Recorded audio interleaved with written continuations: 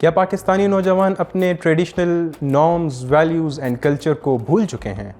क्या पाकिस्तानी नौजवान अब उतने पैट्रियाटिक नहीं रहे? इसके पीछे आया सोशल मीडिया का ज़्यादा इन्फ्लुएंस है या फिर पेरेंट्स की कोताही है जो कि शायद ट्रांसमिट नहीं कर सकी अपने ट्रेडिशनल मॉरल वैल्यूज़ और कल्चर को? अस्सलाम वालेकुम, ग्राउंड ज़ीरो के साथ मैं हूं सैफुल्लाह। पाकिस्तानी नौजवानों को अगर हम देखें, जो कि अगर हम ट्रेडिशनली देखा जाए तो हमारे ऊपर मशहूर था कि हम पैट्रियाटिक हैं, हम जो हैं जज्बाती हैं, अपने मुल्क के लिए कुछ भी कर देते हैं, और इसी के साथ साथ हम बड़े हॉस्पिटैलिटी वाले हैं, हम जो है तो ऑनर देते हैं लोगों को, हम जो है तो ऑनेस्ट हैं। अगर हम आज से कोई एक 20 साल पहले के नौजवानों को देख लें, जो कि जिनके अंदर एक जज्बा था, जिनके अंदर कुछ कर देने का जज्बा था, और उसी जज्बे की वजह से अगर हम देखें पाकिस्तान में जो जो बड़ी बड़ी चीज़ें हुई वो हमें आज नज़र आती हैं।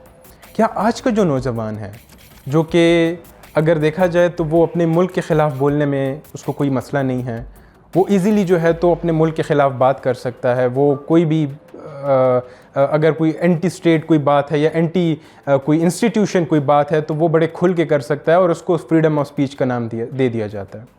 इसी के साथ साथ अगर हम अपने जो ट्रेडिशनल कल्चर था, जो नॉर्म्स थे, अगर हम देखें, आजकल हमारे अंदर एक ट्रेंड है, हम जो ड्रेस पैंट शर्ट हैं या अगर जीन्स हैं उसको ज़्यादा प्रेफरेंस देते हैं रैदर दैन अगर हम अपने हमें जो ट्रेडिशनली कमीज़ शलवार, या पंजाब में जो है तो जो उनको लुंगी और जो साथ कमीज़ होती थी, इसी तरह से हर कल्चर का एक डिफरेंट ड्रेसिंग कोड था। उन चीज़ों को हम छोड़ रहे हैं।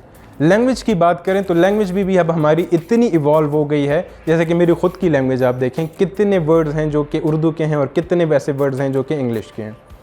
मैंने आज से पहले 2 दिन पहले एक आर्टिकल देखा जिसमें करेंसी नोट के बारे में लिखा गया था कि हमारी जो पाकिस्तानी करेंसी है, इसके ऊपर जो उर्दू लिखी गई है वो भी, उसके अंदर भी मिस्टेक्स हैं। ये सारी चीज़ें बज़ाहिर तो बड़ी छोटी लगती हैं, लेकिन इसका इम्पेक्ट जो कि आज जितना है ये आज से 20 साल बाद और बढ़ेगा। लोग पाकिस्तानियत को भूल रहे हैं, लोग उर्दू को भूल रहे हैं, लोग अपने कल्चर को भूल रहे हैं।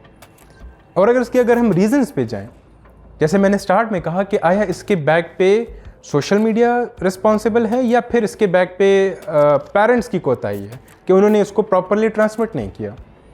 अगर हम देखें तो दोनों की रिस्पॉन्सिबिलिटी इसमें बन रही है।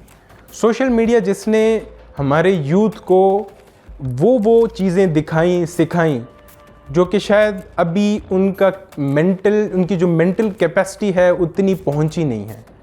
इंटरनेट का यूज़ है तो इंटरनेट को पॉजिटिवली कितना यूज़ किया जाता है। हमारे पास जितनी भी टेक्नोलॉजीज़ आई हैं, हमने उसको पॉजिटिव वे यूज़ करने के बजाय हमने उसके अंदर नेगेटिविटीज़ देखी हैं। इसी तरह से जो हम लोग लर्न करते हैं, किसी भी कल्चर को चेंज करने में जो है तो सोशल मीडिया का, या हम ये कहें कि जो मीडिया है उसका एक अच्छा खासा रोल होता है। वो आपको एक एक्सपोजर देता है, और उसी एक्सपोजर से आज हम अपनी यूथ को देखते हैं कि अगर हम फैमिली स्टेटसेस को देखें तो पहले एक फैमिली को एक यूनिट समझा जाता था और किसी भी सोसाइटी में एक रिस्पेक्टफुल बात होती थी कि इसने एक शादी की है, इसका एक यूनिट है। अब अगर देखा जाए तो शायद ज़्यादा स्पेशली औरतों में जो कि डिवोर्स को जो है तो बड़ा खुल के बताती हैं कि हाँ मेरा डिवोर्स हुआ है।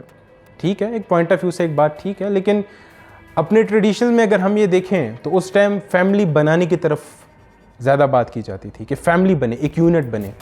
आजकल अगर हम देखें तो जो 2000 से ऑनवर्ड की जनरेशन है, जिसे यूजुअली जनरेशन जी भी कहते हैं, तो रिलेशंस के भी मुख्तलिफ नाम बना दिए हैं। Living relationship, boyfriend girlfriend relationship, ठीक है, पुराना कॉन्सेप्ट है, लेकिन हमारे कल्चर का एटलीस्ट वो एक हिस्सा नहीं था बड़े अरसे तक।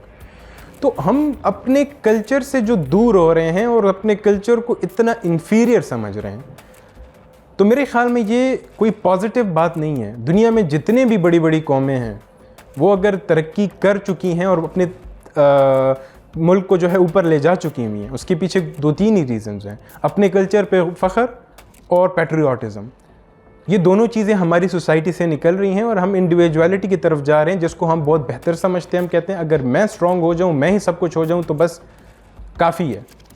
अगर हम एक ग्रुप की शेप में हम एक दूसरे को सपोर्ट करें, रैदर दैन कि हम एक दूसरे को गिराएं, एक दूसरे को नुकसान पहुंचाएं, तो हम काफ़ी आगे जा सकते हैं। ये मुल्क जिसे रोज़ हम कोसते हैं कि इस मुल्क में ये नहीं है, इस मुल्क में वो नहीं है, मानता हूँ कि जो पिछले की जो हमारी जनरेशन थी, हम उनको ब्लेम कर सकते हैं। आगे अब हमारी ज़िम्मेदारी है, क्योंकि आज हम नहीं करेंगे तो हमारे बाद जो जनरेशन आएगी वो हमें कोसेगी। सोचने की बात है। इसके बारे में आप क्या सोचते हैं? अपने राय से हमें कमेंट में आगाह करें और हमारे पेज को लाइक करें, शेयर करें और फर्दर हमारे व्लॉग्स को देखते रहें।